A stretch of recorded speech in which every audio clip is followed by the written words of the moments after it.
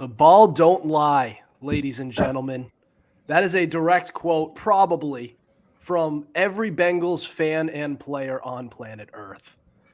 My name's Adam Wright with CJ Medeiros and Justin Tucker. You're listening to the Fumblerooski podcast by Power 88 and Secret Weapon Consulting. We have a great show for you guys in store tonight.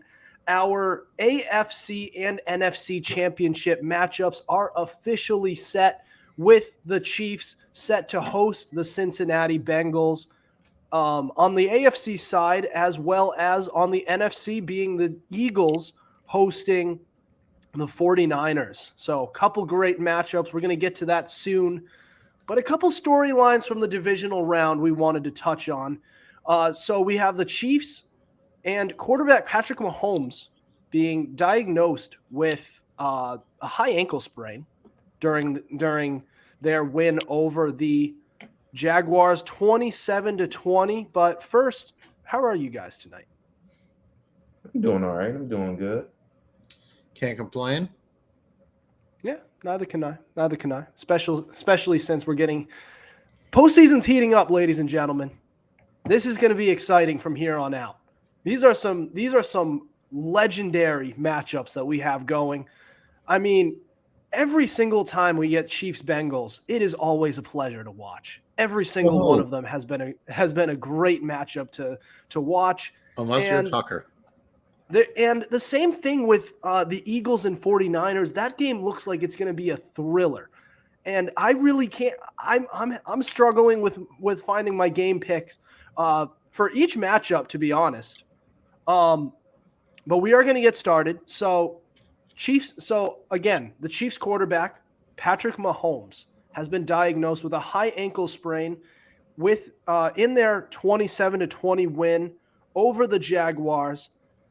So they have some tough matchups coming up.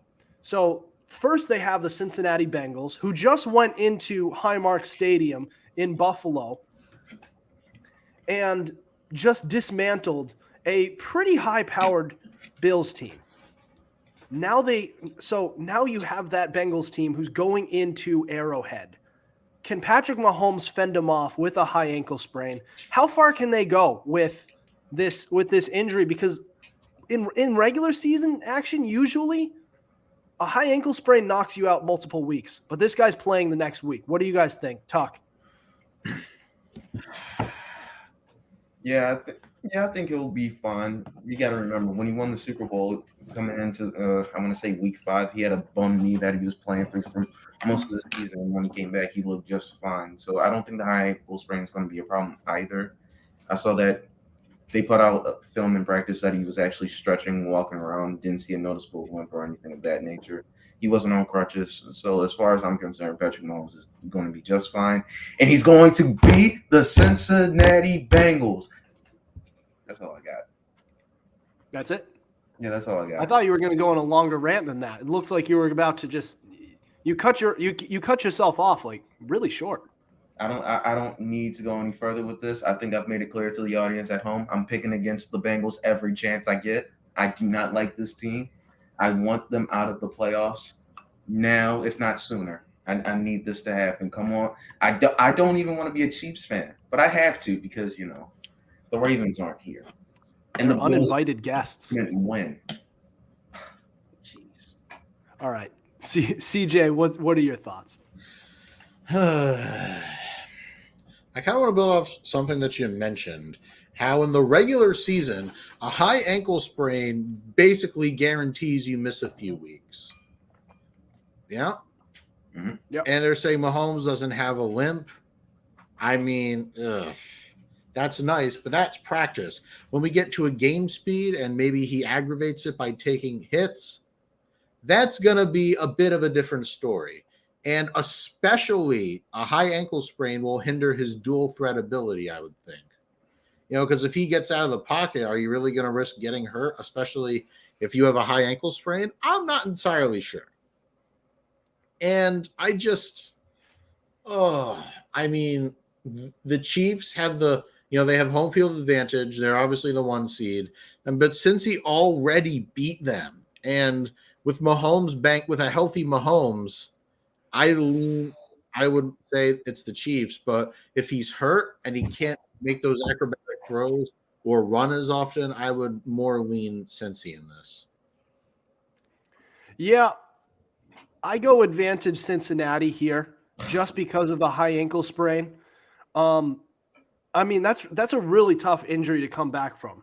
It's not like the regular ankle sprain where it's like maybe you're out a week, maybe you're just a little bit limited throughout the practice week, and then you're back in at full strength. But this is a high ankle sprain. I mean, those you don't come back from for a little while, and he is planning to play the very next week. Yes, he's been walking around. He's seemed fine. He came back into the game. But when you go into full game action, not just walking around, not just stretching during practices, going 100% in a postseason matchup, it's going to be cold out. It's going to be loud. And you have to run away from the likes of Trey Hendrickson if he plays.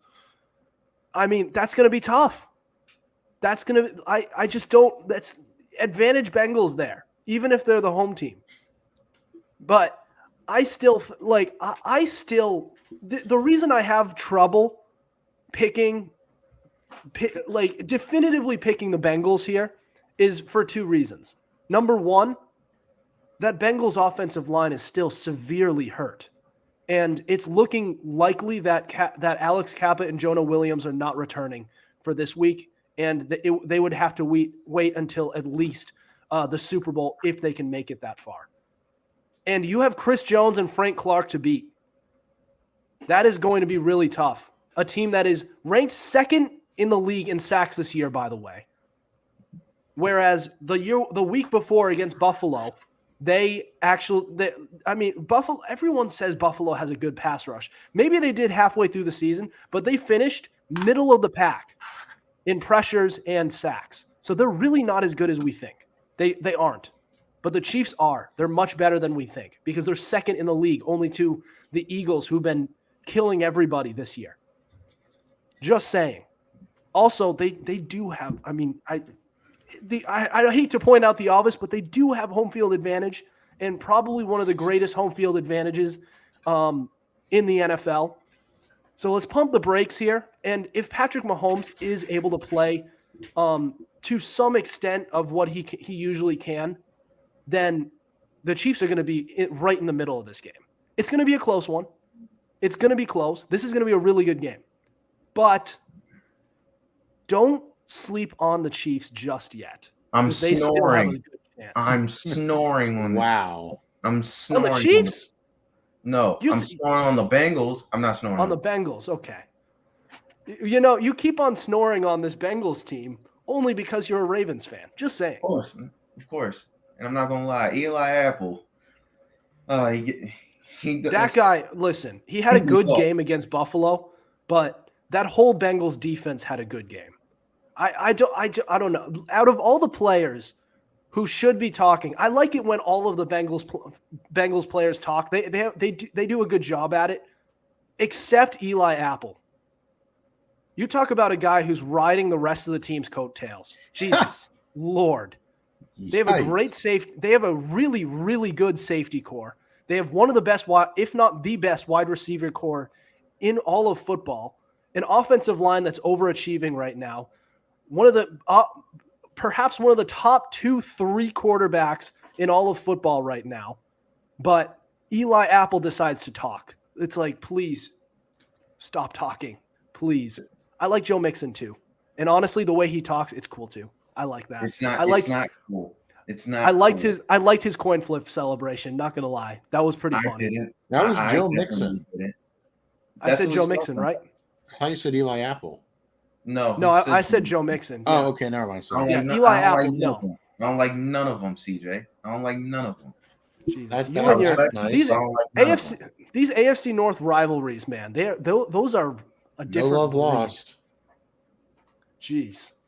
All right. Well, we are going to change gears. And while we are on the topic of the Bengals, we are actually going to move to that and talk about the Bengals and how they've been using that neutral grounds ruling and the coin flip as motivation and how they could possibly use that moving forward. That's next. This is the Fumblerooski podcast.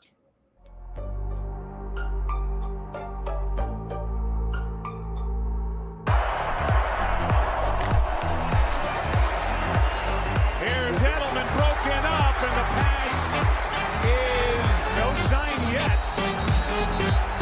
Edelman comes down with a football. They're saying it's a catch. This is caught. Diggs! Sideline! Touchdown! Unbelievable! Swings it way down the field to Watkins. Sammy Watkins for the touchdown!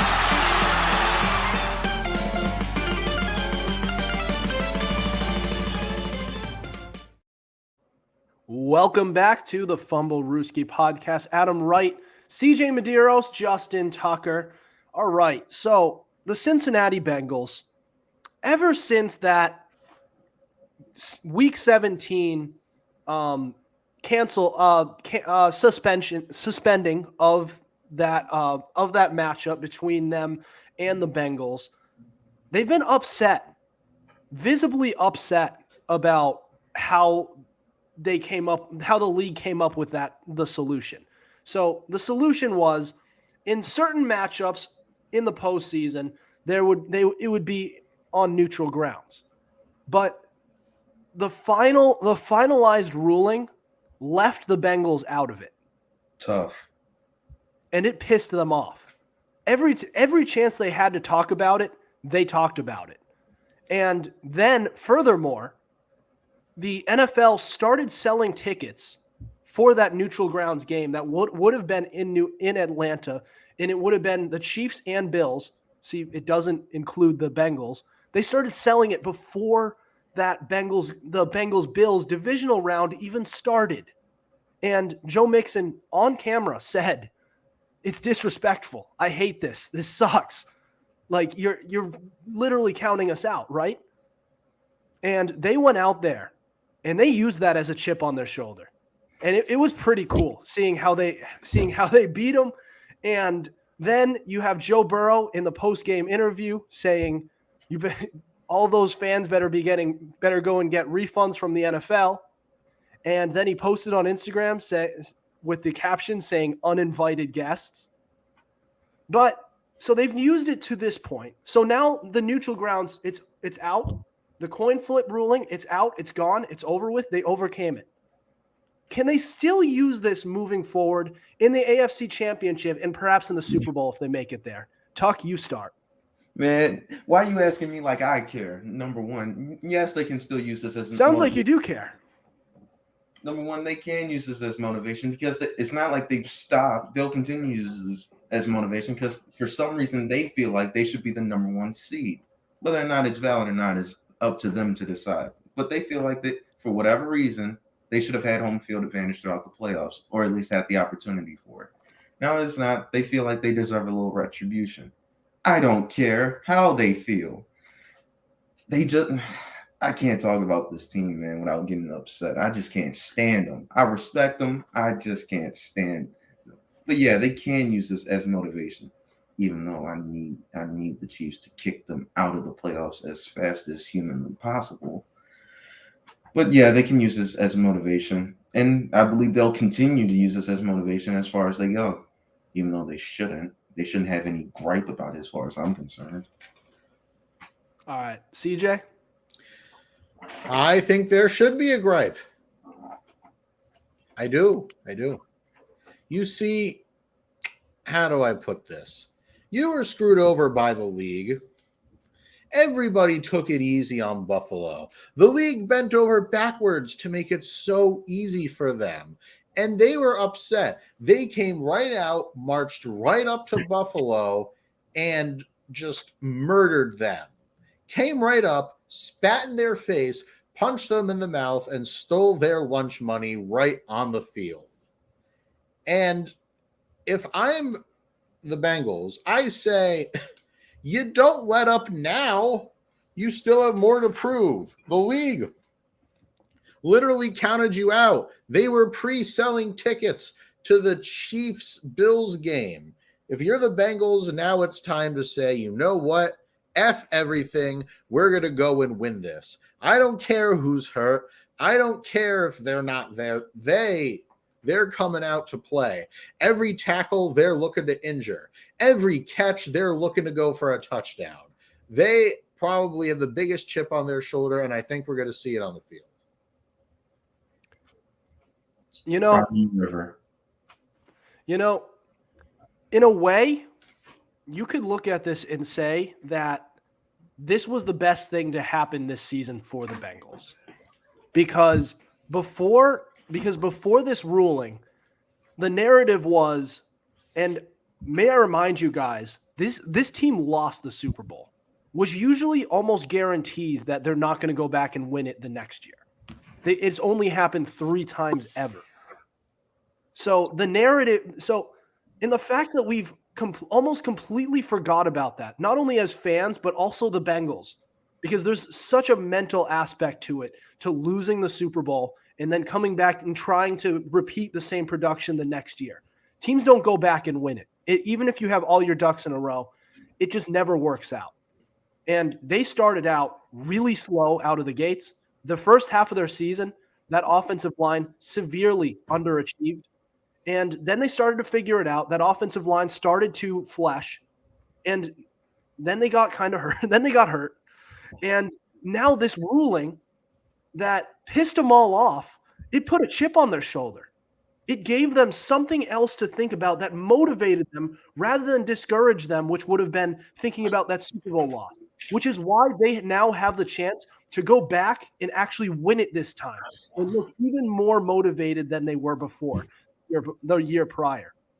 And like, if they get there, they're going to get all of their starters outside of Lyle Collins, who tore his ACL, most of their offensive line starters back. I mean, this isn't like, if they win this game, and also Patrick Mahomes with this high ankle sprain, it's set up very well for them, especially for a team that lost the Super Bowl last year. And everyone seems to be forgetting about it because of how pissed off this Bengals team was from this ruling. I mean, like, serious, and I don't blame them. This game had no business being in Buffalo at all. None. At all. That should have been on neutral grounds. That one had more right to be in a neutral stadium than the one in the AFC Championship between the Chiefs and Bills. That had more reason to be on neutral grounds because those are the 2 teams who were involved in it. And you leave the Bengals out? Come on. That was ridiculous. I can completely understand why the Bengals were upset, and I am so glad they used that as motivation and that they punched that Bills team in the mouth. It just felt so right that they made it and the other team didn't. Nothing against the Bills. It's just that it felt like they were favored in that a little bit. Just saying. The one thing I can't stand right now is that Greg Roman called a quarterback sneak closer to the 3-yard line than instead of handing J.K. Dobbins the ball. If he just hands him the ball, this wouldn't be a conversation right now. This wouldn't be a thing. Damn him. And I can't stand this team. They don't. Congratulations to the Cincinnati Bengals. They deserve to be in the AFC Championship. But, I can't stand them. You never know what would have happened. It's a big butterfly effect, right? No. Because if they score, then it's different. Something they the ball on our defense. The Bengals maybe they score on that one. They couldn't score it in general. They stopped at 17. We're playing the shoulda, coulda, woulda game. Ain't no shoulda. I'm just saying. If they score on that, then the Bengals are. If the Ravens score, I don't want to get too much into this, but I'm just saying. I'm not saying the Bengals would or would not have lost that game. I'm just saying if the Ravens scored that game on that drive, then the Bengals would have been on their next drive trying to score as well. But once the Bengals ran that fumble back for a touchdown, their goal is not to score at that point. Their goal, well, kind of. But their goal is more to move the ball and run the timeout. That's what they were trying to do. And they couldn't do that. They convincingly couldn't do that. They couldn't pass the ball. They couldn't do anything. Yeah, well, Damn it's it, tough Greg when Roman. it's tough when Damn you're it. missing 3 starters on your offensive line, isn't it? It's tough to not have your franchise quarterback.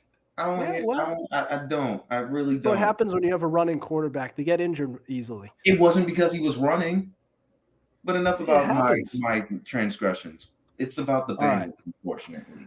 All right. I want to move. So we talked a lot of AFC championship in these first 2 segments. I wanted to move on for a little bit and go on to the NFC championship because there's not as many storylines on the NFC side, but it's every bit as enticing of a matchup. And I wanted to talk about Brock Purdy playing under pressure because he was concerningly pedestrian, I'll say, in that department, playing under pressure. We'll touch on that next. This is the Fumblerooski podcast.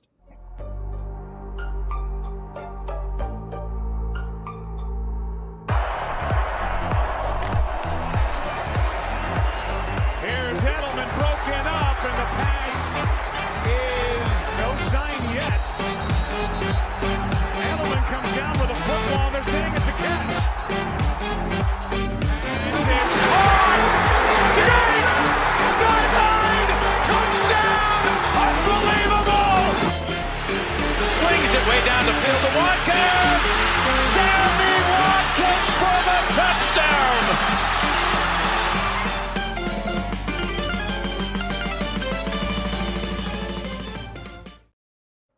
You're listening to the Fumblerooski podcast by Power 88 and Secret Weapon Consulting. Adam Wright, CJ Medeiros, and Justin Tucker. All right, so going on to cover this NFC Championship matchup is the San Francisco 49ers visiting the Philadelphia Eagles. So I alluded to this earlier on in the show. I mentioned that the Eagles happen to be the best team up front when it comes to pressures and sacks. In fact, by a wide margin. In the sack department, the Eagles have 70 sacks. The next closest team is the Chiefs with 55. All right? So now looking at the 49ers, when they went to go face the Dallas Cowboys, that Dallas defensive line actually got to Purdy. And CJ, I believe you had the statistics. Could you read them off to me real quick? Oh, did you put them in the thing or no? I didn't put them in, no. I thought you were going to do that. But, Sorry. but it's okay. It's okay. So I believe he went 4 of 12 for 55 yards. 55 yards and 2 sacks. Bingo. So Brock Purdy, 4 for 12, well under 50%. That's a whole 55 third. yards. 55 yards. And he got sacked twice. Mm-hmm. Also, it's worth Yikes. noting he was pressured about 48% of the time. So pressured almost half of the time. Whew. Yikes. Now, Dallas is no team to sneeze at when it comes to their defense, especially on the line. But the Eagles are worlds better than Dallas. And they're facing them. And not only that, they're hosting them. So is this a concern for Brock Purdy going into this NFC Championship, guys? CJ? Yes. Yes, it is. The Eagles, didn't they had like a few people in double-digit sacks, no? I think it's 4. Yeah. I think, They have a couple, yeah. Yeah, they had like 4 guys in double-digit sacks. I mean, that's just insane, is it not? It's crazy. Hassan Reddick should be a Defensive Player of the Year candidate. Yeah, he really should, but I don't think he has the tackles or the TFLs to back that up. Now, here's the deal. Mm-hmm. I think Purdy can do it. This can be a learning experience for him because the Niners, because I think it's going to be a close game because Philly's defense is good. You got to remember the Niners defense isn't exactly terrible.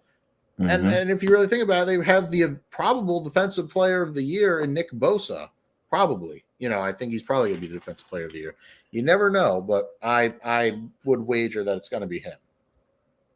And how do I put this? I think it's going to be a concern for the Niners, but not one that they can't manage if they learn from it. You know that Philly knows this, and you know the Niners are going to be practicing it. And Purdy, here's a message for Brock Purdy. He's never going to hear this, but imagine if he did. This is where the men are separated from the boys. You have a chance to yank the starting job away from seasoned veteran Jimmy Garoppolo and the literal once third overall pick in Trey Lance. Go out there, play your heart out, and just remember like how far you've come. You can't stop now.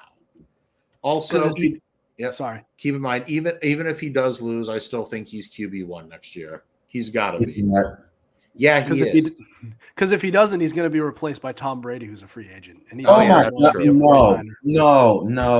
If you say collect AARP checks, so help me. You know what time it is. He's already looking for schools for his son. Let him go. Let him retire and enjoy time with his son. Let him. Hey, can send him to school and then go drive over to practice. No issue. He's doing it in Florida. San Francisco's a nice area for schools, doesn't it? Decent school system. No? Stop Stop not with their city laws, it ain't. So much interference. So much interference. But that's it's either that or Vegas. I mean, what happens in there stays in there, according to some people. Just stay in Florida. Florida's got good schools. Or hear me out. Retire. Oh yeah, the Miami Dolphins. Ooh, the Jets. Ew, no. No, listen. Even Brady couldn't save that driftwood franchise. Tom Brady. Right. You touch on this topic. We're going way too off. All right. By the sounds of the way Brock Purdy played last time against the Cowboys, he went for 33% for 55 yards and 2 sacks. Not exactly impressive numbers when pressured. And to think the Cowboys line isn't anywhere near as talented as the Eagles line, not going to lie, it seems pretty bad for Brock Purdy this week. Hey, you made a funny. I thought of it on the fly. I was like, I'm going to say this. He's too nice with it, folks. Stop. But anyway, I think the legend of Brock Purdy continues to grow. I think he'll have a decent showing against the Eagles. I think he'll do enough to put his team in position to win. I just think overall, I think the Eagles are a more complete team right now. I think Jalen Hurts is ready to take that next step, which is to go to the Super Bowl. And I think the Eagles will just plainly outplay the 49ers. Don't get me wrong, this will be a very defensive game. I think it'll be very close, but I think the Eagles somehow, some way just get it in the end. Listen, this 49ers team is built to be idiot-proof. Think about it this way. When your parents leave for the weekend and you're home alone, you decide to throw a rager because every kid our age does that. When you have all those people over, you idiot-proof the house. You make sure that the company you have over can't destroy the place. And this, in a sense, this would be symbolizing the 49ers Super Bowl odds. And the quarterback would be the company you have over. Idiot-proof the house. In other words, you got you have the offensive line, the defense, the pass catchers, you have the running backs. All of it's all set. The coaching, everything. You idiot-proofed your house so that Brock Purdy, the third string quarterback, doesn't mess things up. Listen, Brock Purdy also averaged 7.5 yards per attempt during this game. That's too much. You don't need to throw it that far with that much accuracy. You want accuracy. You don't need to throw it that far. With the amount of talent you have around you and pretty good protection, just get the ball out. Get the ball out, get it to Christian McCaffrey, get it to Brandon Ayuk, Deebo Samuel, and let them do the talking. Let them figure things out. Let the defense force turnovers from Jalen Hurts in close games, which we have seen in the past during this season. Let that all happen. You don't need Brock Purdy to win the game. You need the team to win. all around effort, good coaching, professional organization, all of this really good talent. Use that, and then they will be fine.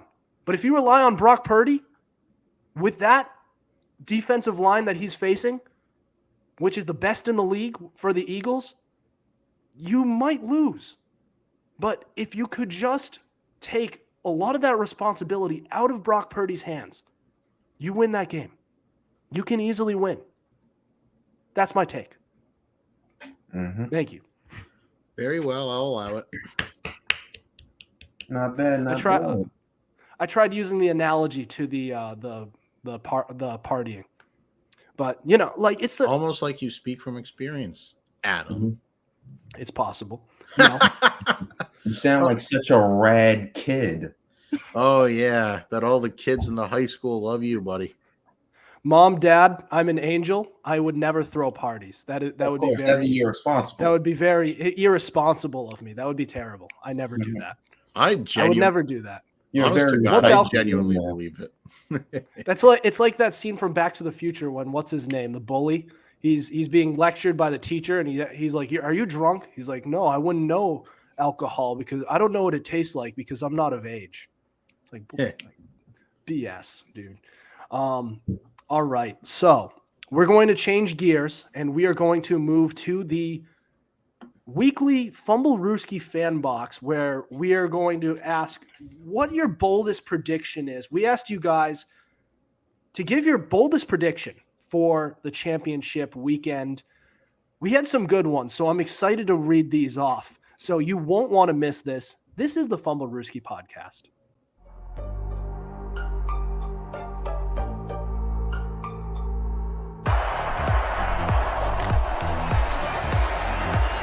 Here's Edelman broken up, and the pass is no sign yet.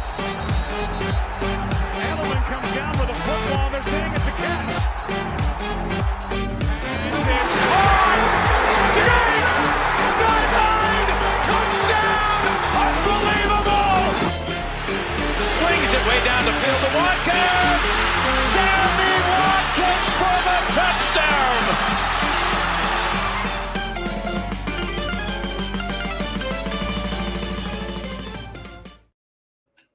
This is the Fumblerooski podcast by Power 88 and Secret Weapon Consulting. I'm Adam Wright with CJ Medeiros and Justin Tucker. We have reached the Fumblerooski fan box. So we post a question filter on our Instagram every Monday, and you can respond with hot takes, questions, and more, and we will discuss it and give you a shout out on our podcast.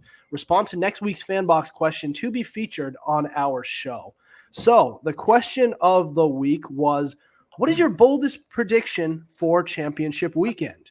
And a lot of you gave your Super Bowl matchup predictions, which is fair. I mean, that could be bold, but we are going to start it with Daniel Blasiak, who said Bengals and Eagles win. So that is going to be his Super Bowl matchup. And I would say advantage Bengals. At least I'm still trying to decide who wins. But I'd say advantage Bengals right now, so far. The Eagles, I think they do deserve to be favored in this game.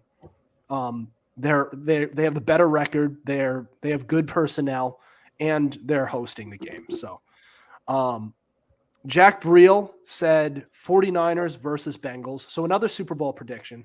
We did get a couple of those. We did get a lot of Bengals. I don't know how many Chiefs that we did get, actually. So I think the world is rooting for the Bengals here. But 49ers, like I said, this is a team. The 49ers are a team that is idiot-proof. You don't need that much at quarterback. You don't need to ask much from Brock Purdy. Just manage the game and get the ball off as quick as you can to your playmakers because they're very good with the run after the catch. Nick Normand, and he had two responses. His first one being right here. Nick Normand said Eagles versus Niners is low scoring. Both teams struggle versus the best D either team have played. That's a fair prediction. Because like I said, both of these teams have struggled against good defensive lines. and they're facing each other, but someone has to win the game. So we'll see how that goes. I really am excited for that matchup. And not enough people are talking about it because everyone's looking at the Bengals right now. Chris Kostic said Brock Purdy throws for 350 yards. So there could be him. Oh, that's Excuse me. Ooh. So there could be Purdy, being a game manager like I suggested. And there could be him throwing for 350 yards and 4 touchdowns, and there's no issue. And he's great under pressure. It looks like the franchise. If he What the does, hell the do I- Niners are winning the Super Bowl. Mark it. What the hell do I know? So we'll see. But Nick Norman said Purdy throws some picks, and Burrow clearly beats a one-legged Mahomes by at least a score. No to the second one. Yeah, tell us how you really feel, Justin. I think I got to agree with his first one though. He could very well throw some pick. I mean, when you're under pressure, you try to throw an accurate pass. Yep. When you have Hassan Reddick in your face. Yeah, quarterbacks do indeed throw picks. Yes, Adam. Right, but also under pressure, it's Yes, easier. and especially a 7th-round rookie. It's a lot harder to throw a pick when you're protected. I'll say that much. All right. Brogdon Hill said Bengals versus Eagles, and Bengals win 29-13. Another Super Bowl prediction. Nothing wrong with that. It's a terrible. Unless Tucker objects. Oh, it's all right, Justin. You're allowed your opinion. We all are. That is bold, though. He has them winning in a blowout, 29-13. The I Bengals. wish. So think about that. The Bengals defense shutting down Jalen Hurts and AJ Brown along with Devontae Smith. I mean, that offense is nothing to sneeze at. And you also have Jalen Hurts' legs. You also have Miles Sanders to worry about. Their tight end is pretty good, Dallas Goedert, arguably a top 5 tight end in this league, which in this day and age doesn't say too much, but he's still solid. He's a good Goddard's a good tight end. All right. Patrick Williver said Mahomes doesn't finish the first drive.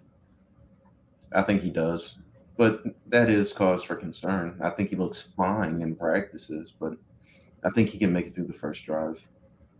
I think he's going to make it through a game because, I mean, correct me if I'm wrong, but if you play through a high ankle sprain, does that cause any further damage?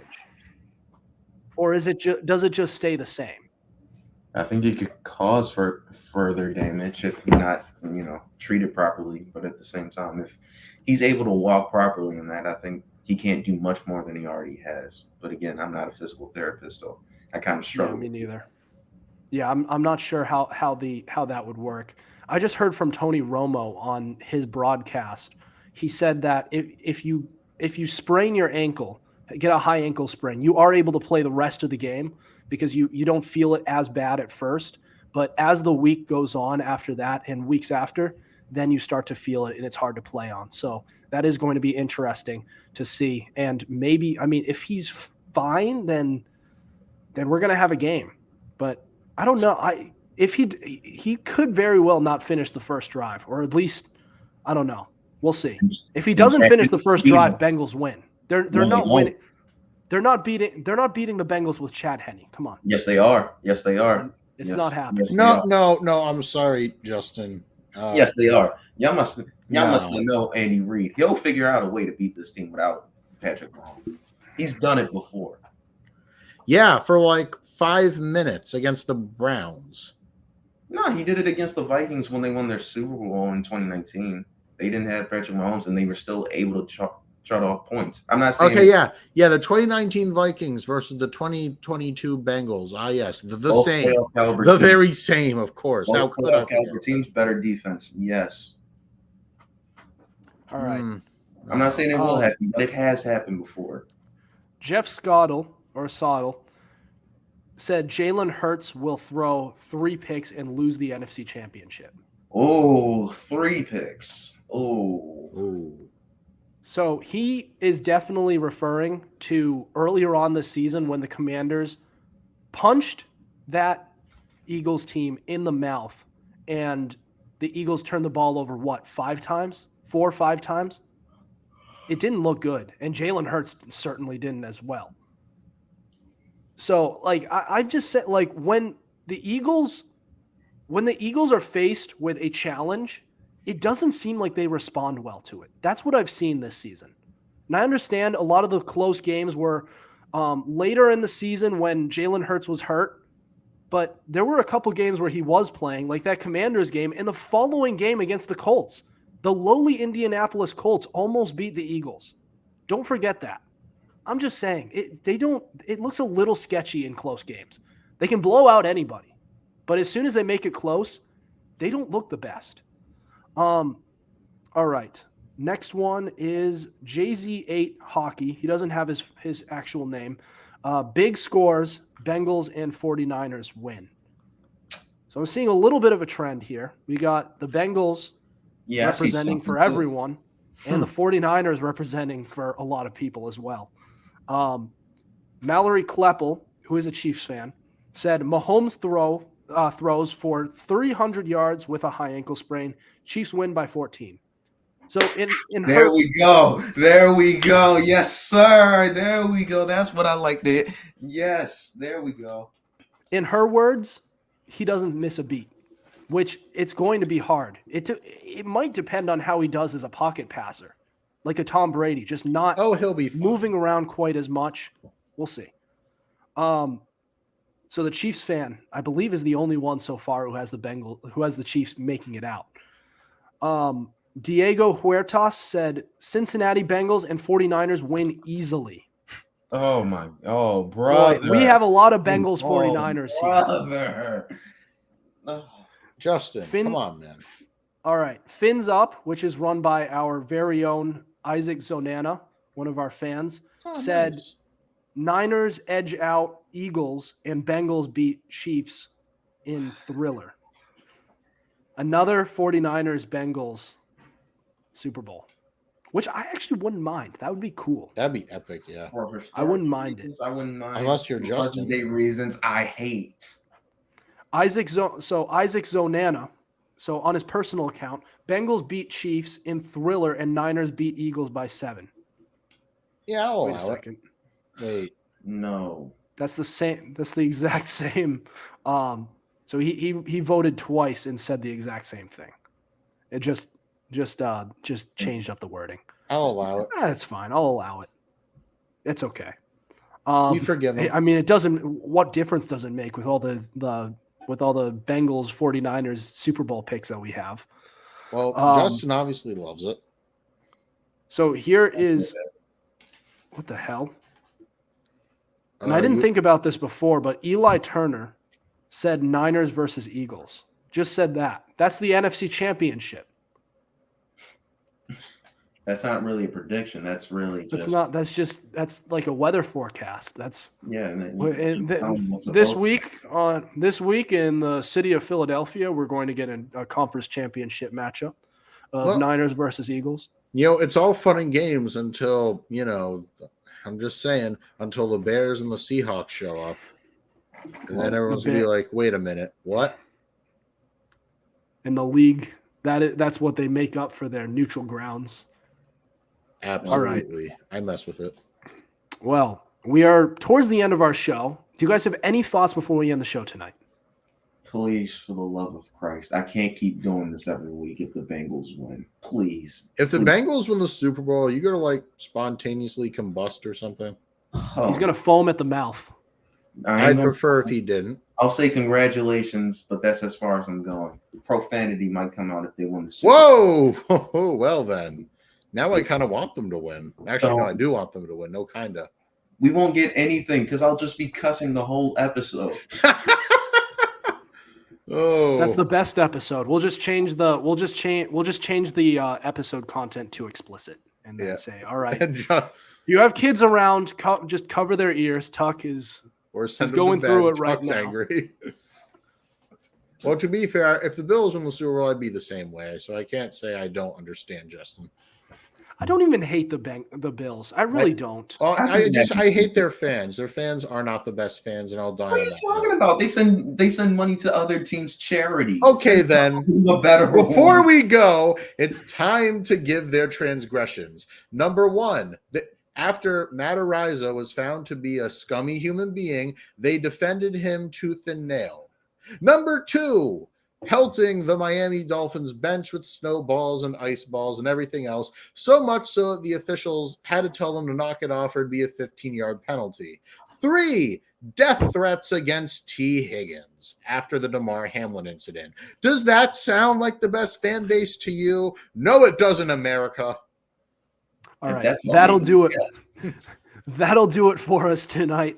Thank you for listening to us. We have new episodes out Tuesdays and Fridays at 7:30 p.m. Eastern Standard Time. Be sure to subscribe to our YouTube channel. We also have all our episodes available on Spotify, Spreaker, Apple Podcasts, iHeartRadio, Google Podcasts, and so much more.